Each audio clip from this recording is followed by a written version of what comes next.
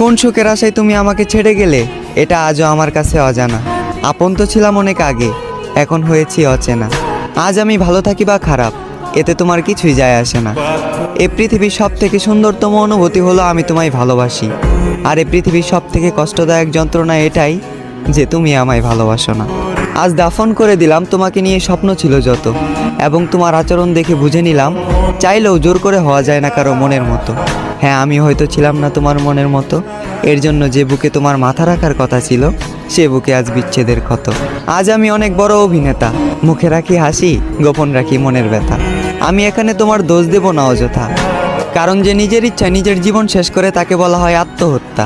হ্যাঁ, আমি নিজের ইচ্ছায় নিজের জীবন শেষ করেছি, কারণ আমি নিজেই বলেছি ভালোবাসার কথা।